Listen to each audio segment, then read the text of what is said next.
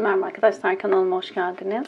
Bugün sizinle beraber aklınızdaki kişi bugün hayatında neler yaşıyor ve siz neler yaşayabilirsiniz bunlara bakacağız. İlahi Güç'ten en net bilgileri alarak aktarabilmek için niyetimi alıyorum. Enerjiye dahil olmak için kanalıma abone olmanız ve bu videoyu beğenmeniz yeterli. Hemen başlayalım. Öncelikle aklınızdaki kişi bugün hayatında neler yaşıyor dediğimizde korku, tedirginlik, gelgitler yaşamak, sezgisel hislerin artışı, annelik enerjisi ve şimdi ay kartıyla beraber daha çok bilinçaltının etkilerini hissettiği bir gün içerisinde olacak diyebiliriz. Duygusal olduğu bir sürecin içerisinde olacak. Annelik enerjisi, ay kartı anneden bahseder bize zaten. Annesiyle ilgili konuları düşünecek olabilir. Bunun yanı sıra daha çok böyle bilinçaltındaki o karanlık taraf, korkular, egosal durumlar, bunlarla aynı zamanda sezgisel durumlarla ilgili daha etkin olan enerjilerin olduğu bir gün olacak onun hayatında. Sonuç, karar, gurur, ego ve sabır kartı geldi. Genel olarak gurur ya da egosal konularda bilinçaltının karanlık tarafları daha baskın olabilir. Yani bilinçaltında değer konuları, özgüven konuları, öz şefkat, öz sevgi konuları ile ilgili olumsuz inançlar olabilir aklınızdaki kişinin hayatında, bilinçaltında. Bu tür konularla sınanacağı bir gün olabilir. Bunları düşüneceği bir gün olabilir. Bazı konularda net kararlar alması gerektiğinin farkında. Ancak burada daha çok bir çatışma hali içerisinde. Yani aslında doğru olanın ne olduğunu biliyor.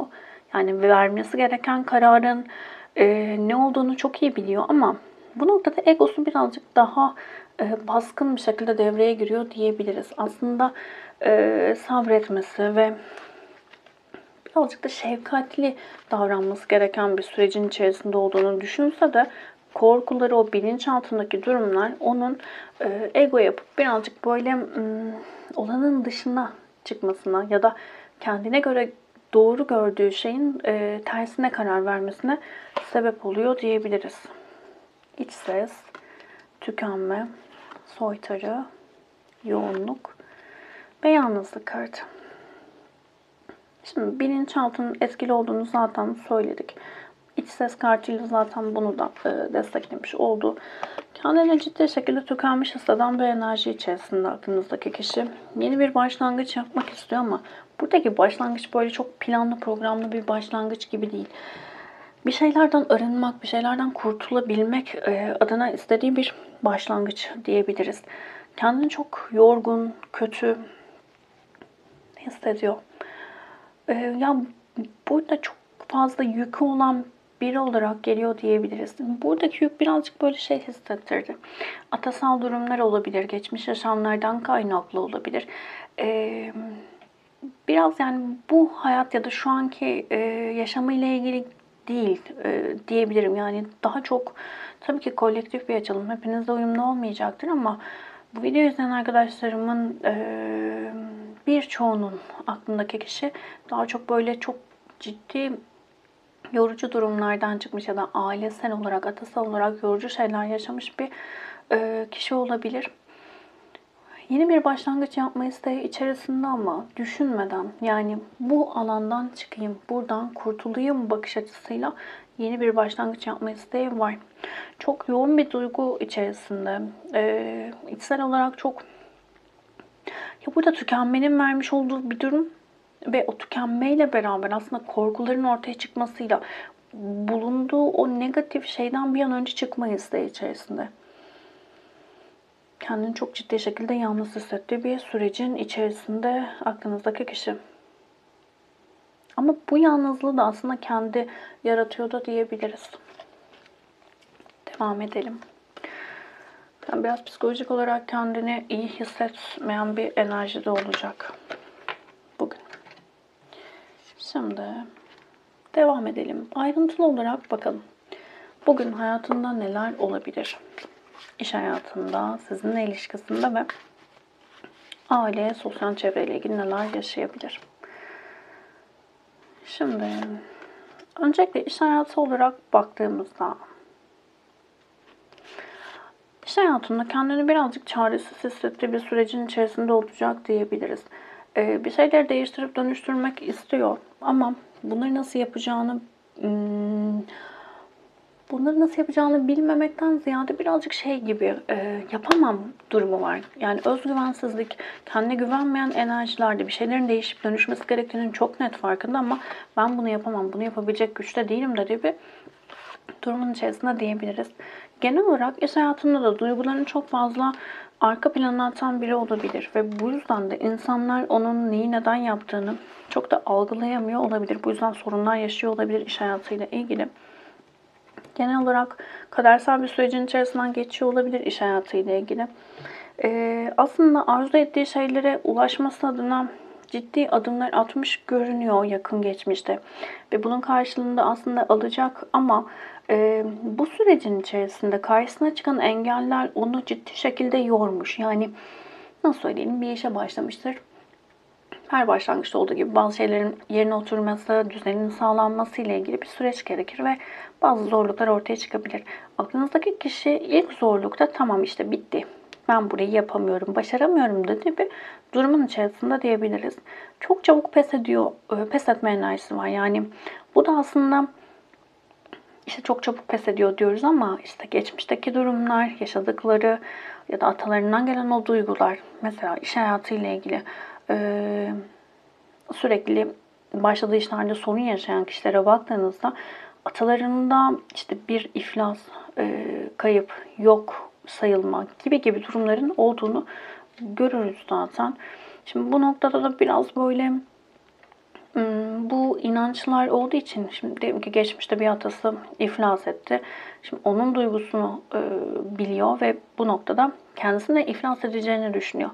En ufacık bir sorunda hemen iflas edeceğinin bilinci onda olduğu için bilinçaltında hemen bu enerjilere geçip o enerjiyi daha da çok hayatına çekiyor diyebiliriz.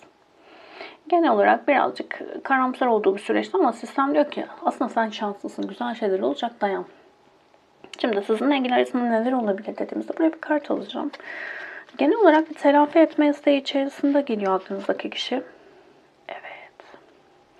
İki büyük arkana geldi. Yani açıkçası şöyle söyleyebilirim. Yaptığı şeylerden dolayı pişman diyebiliriz. Yani şöyle, özellikle sizi onun hayatına ışık olarak görüyor ama bu öyle bir ışık ki mesela güneş değil.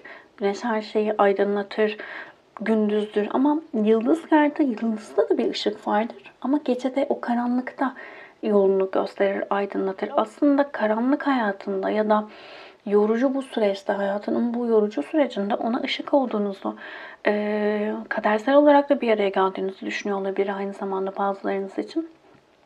Sizi çok kıymetli görüyor.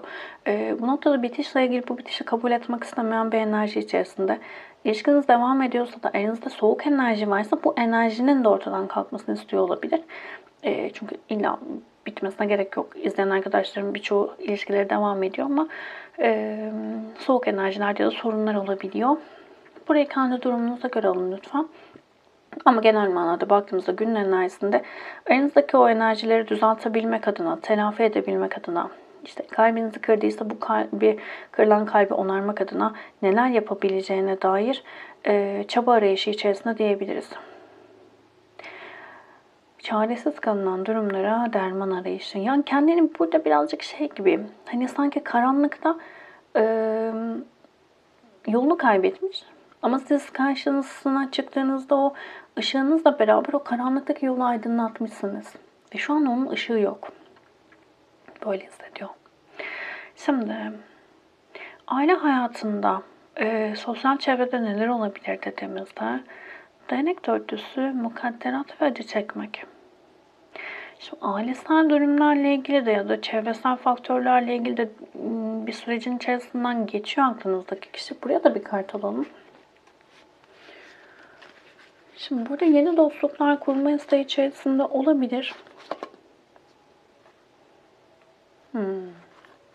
Şimdi arkadaşlarıyla ya da ailesiyle ilgili bazı sıkıntılı süreçlerin içerisinden geçmiş olabilir aklınızdaki kişi. Bazı dostlarını kaybetmiş olabilir. Özellikle dostlarla ilgili, arkadaşlarla ilgili. Bazı kayıplar yaşamış olabilir. Çok ciddi şekilde canının yandığı, kendini kötü hissettiği bir sürecin içerisinde olabilir. Aile de olabilir ama daha çok dostlar diyebilirim. Eee, Aile gibi gördüğü arkadaşları olabilir, dostları olabilir ya da ailede yine arkadaşlık yaptığı, işte kuzenidir ama arkadaştır mesela. Bu tür enerjilerle ilgili bir kayıp yaşamış olabilir, sıkıntılı bir süreçten geçmiş olabilir. Ona destek olmasını beklerken böyle bir destek alamamış olabilir. Ciddi şekilde sevilmediğini, terk edildiğini düşünen bir enerji var. Ciddi şekilde de kalbi açıyor bu konularla ilgili. Evet. Onun hayatında bunlar oluyor. Bakalım sizin hayatınızda bugün neler olabilir? Adanmak, sorumluluk almak, içsel bütünlük arayışı, ikili ilişkilerden uzaklaşmak, üçüncü kişi, ikiz alev ve taze başlangıç. Şimdi gün enerjisine baktığımızda kendinizi toparlamak istediğiniz bir süreçtesiniz. Yani genel manada ikili ilişkilerle ilgili yorucu süreçlerden geçtiğiniz ortaya çıkıyor zaten. Ve bu süreçte artık bir şeylerin derlenip toparlanması gerektiğini, değişikliğin yapılması gerektiğini, artık üzülmek istemediğinizi fark ettiğiniz bir sürecin içerisindesiniz ve bu konuda daha fazla sorumluluk alma isteği içerisindesiniz. Buraya dikkat etmenizde fayda var. Çünkü büyük ihtimalle zaten genel manada sorumluluk alan bir yapınız olabilir ve bunu neden söylüyorum? Burada kendinizi suçluyor olabilirsiniz. Bazı insanlar haklı olsa da kendini suçlarlar. Kendini yeterli görmeme durumu, kaygılı bir yapıya sahip olma, işte bağlanma stillerinden kaygılı bağlanma stiline sahip olma gibi birçok psikolojik etken olabilir. Bu noktada kişi haklı dahi olsa belli bir şeyden sonra kendini haksız görür ya da işte yani bu haksız görme şöyle, ben daha fazla şunu yapsaydım belki o böyle olmazdı gibi düşünceler oluşabilir. Burası çok sağlıklı değil. Oraya dikkat etmekte fayda var. Özellikle burayla uyumlanıyorsanız eğer. Genel manada artık bir şeylerin değişip dönüşmesini istediğiniz bir süreçtesiniz. Özellikle ikili ilişkilerinizde üçüncü kişi durumu varsa, ki burayı partner olarak alabiliriz. Yani şöyle, daha çok partner izleyen arkadaşlarımın yüzdelik olarak baktığımızda partner durumu, yani üçüncü bir kişi durumunda partner olma durumu, konuşamadım, anladınız. Bununla sınanmış ve sınanıyor olabilirsiniz. Ya da bunun dışında da işte aile olabilir, iş hayatı olabilir. İlişkilerde artık engellerin ortadan kalkmasını istiyorsunuz. Aranızda çok ciddi şekilde aklınızdaki kişiyle ilgili ciddi bir çekim olduğunu, birbirinize belki ait olduğunuzu, bazılarınızın ruhsal bağlantınız olduğunu düşünüyor olabilirsiniz. Sürekli takip eden arkadaşlarım bilir. Ben bu tür tanımlamaları yapmayı kendi adıma doğru bulmuyorum. Yapan arkadaşlarıma saygım var ama burada genel olarak enerjinin çok yüksek olduğunu, birbirinizde çok ciddi şekilde istediğinizi ve beraber olmanız gerektiğini düşündüğünüzü söyleyebilirim. Bu yüzden de yani bu ilişki artık bitmeli gibi bir bakış açınız yok. Biz birbirimiz için doğru kişiyiz. Aradaki engellerin ortadan kalkması gerekiyor ve yeni bir başlangıç yapmalıyız dediğiniz bir enerji içerisindesiniz. Burada şöyle söyleyebilirim. Çok fazla sorumluluk almak ya da kaygı durumlarınıza bakmanızda fayda var. Böyle bir uyarı var. Bunun yanı sıra da üçüncü kişi durumu yaşayan arkadaşlarım neden böyle bir ilişkinin içerisinde olduğunuzu sorgulamanızda fayda var. Birçok kez söylediğim gibi konuşabilsem anlatacağım ama birçok kez söylediğim gibi üçlü bir durumun içerisindeyseniz gerçek bir ilişki istemiyor olabilirsiniz. Kendinizi değerli görmüyor olabilirsiniz. Birinci sırada görmüyor olabilirsiniz. Bu tür durumlara birçok şey olabilir tabii ki ama bu tür durumlara dikkat etmek ve işte örneğin kas testiyle bu tür inançlarınız var mı bakmanızda fayda var diyebilirim. Tecrübe etme, farkındalık, akıntıyla gitmek, bütünlük ve olasılıklar. Şimdi bazı şeylerin farkına varmaya başladığınız bir sürecin içerisindesiniz. Özellikle bir şeyleri zorla oldurmaya çalıştığınızda olmadığının farkına vardığınız bir enerji oluşmaya başlamış. Yani artık neyi neden yaşadığınızı fark ettiğiniz, kendi içinizdeki o duygusal durumları anlamaya başladığınız ve teslimiyete geçtiğiniz bir süreçtesiniz aslında. Çok güzel geldi. Umarım bu enerjiyi devam ettirebilirsiniz. Yaşadığınız olayları çok güzel değerlendirmeye çabaladığınız bir süreç ve farkındalığınız gerçekten artmış ve bu değerlendirmeleri yaptıkça daha da artan bir enerji oluşuyor. Çünkü şimdi tecrübe ettiğiniz olayları değerlendirdiğinizde neyi neden yaşadığınızı anlamaya başladığınızda oradaki enerji daha da büyüyüp farkındalığınız daha da artmış oluyor. Genel manada daha çok böyle büyük resme bakmaya başladığınız, büyük resme odaklanmaya başladığınız bir enerji var. Çok güzel geldi. Olasılıklar kartıyla da açıkçası burada birazcık şey gibi, teslimiyete geçiyorsunuz ama bir tarafınızda oldurtmaya çalışma durumunda. Yani evet, teslimiyete geçiyorum, bir şeyleri kabul ediyorum diyorsunuz ama bir taraftan da bu şey gibi hissettirdi, biraz yargılama gibi. Belki evet, ben bu ilişkiyi şundan hayatıma çektim, işte şudur budur diyorsunuz, güzel değerlendiriyorsunuz ama bir tarafta da bir şey olduğunda karşınızdaki insanları yargılıyor olabilirsiniz. Bu tabii ki de çok normal. Çünkü çok basit bir şey değil bir anda bütün yargılama durumunu hayatınızdan çıkarmanız. Ki bence bu tamamıyla çıkarılabilecek bir şey de değil. Ben en azından öyle düşünüyorum. Ama kendi hayatımda şöyle yapmaya çalışıyorum. Özellikle buna dikkat eden arkadaşlarım varsa. Çünkü yargılama dediğimiz şey illa kötü niyetli olmasına gerek yok.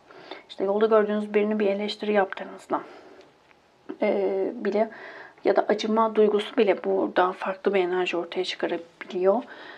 Bu tarz bir durumun içerisinde olduğumda hemen işte acıma, kızma, suçlama, yargılama, öfke gibi durumlarda hemen farkındalığımı oluşturabilmek adına diyorum ki özür dilerim, lütfen beni affet, seni seviyorum, teşekkür ederim. Ho'oponopono'yu yapıyorum. O anda zaten oradaki o hissettiğim duygunun sebebiyle ilgili özür dilemiş oluyorum. Ve o duygunun bana ait olmadığını sisteme, evrene iletmiş oluyorum. Ve üstüme almamış oluyorum yani o enerjiyi. Bunu yapabilirsiniz. Şimdi 1, 2 ve 3 olarak kart seçin lütfen.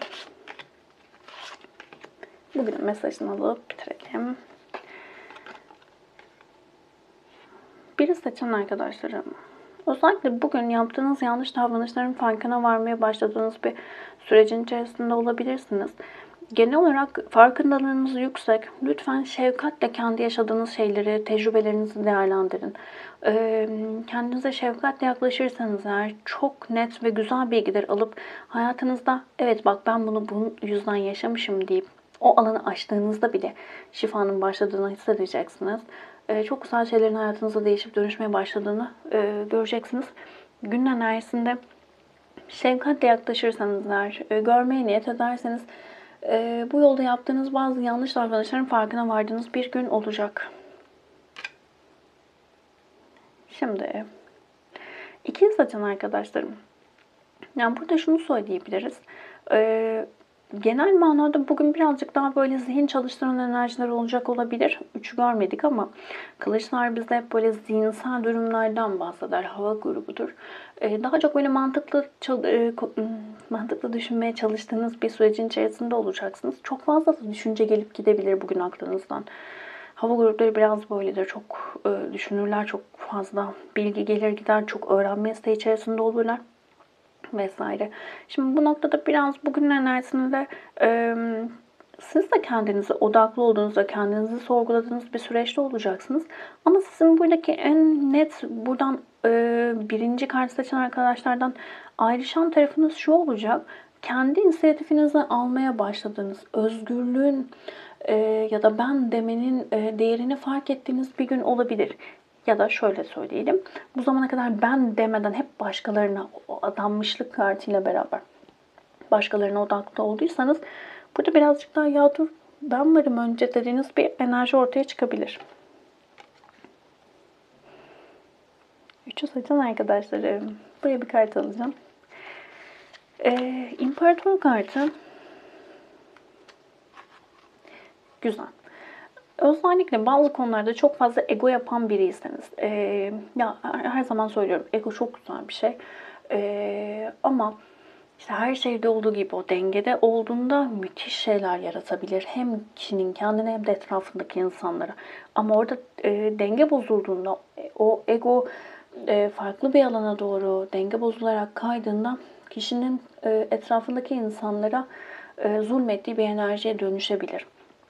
Burada açıkçası bazı konularda farkında olmadığınız egosal durumlar yaşıyor olabilirsiniz. Ciddi bir iyileşme durumu var burada. Bunu çok net söyleyebiliriz. Şifalanma, bir şeylerin farkına varma.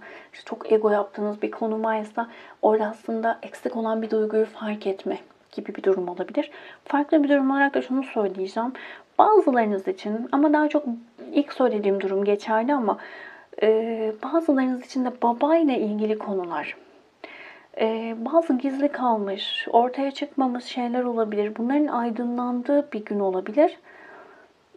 Babasıyla ilgili de sağlık sorunu yaşayan arkadaşlarım varsa, üçüz açan arkadaşlarım için de babayla ilgili bir sağlık durumu ile ilgili bir sorun varsa burada şifanın aktif olduğu, güzel haberlerin alınacağı bir gün olabilir. Burayı aldık, kabul ettik herkes için. Ama genel manada egosal durumların ortaya çıkması olabilir. Kolektif bir açılım. Hepsiyle uyumlanamayabilirsiniz ama içerisinden mesajlar almaya odaklanın lütfen. Videoyu beğendiyseniz beğen tuşuna basabilir. Abone değilseniz abone olabilirsiniz. Teşekkür ederim vakit ayırdığınız için. Başka videolarda görüşmek üzere. Hoşçakalın.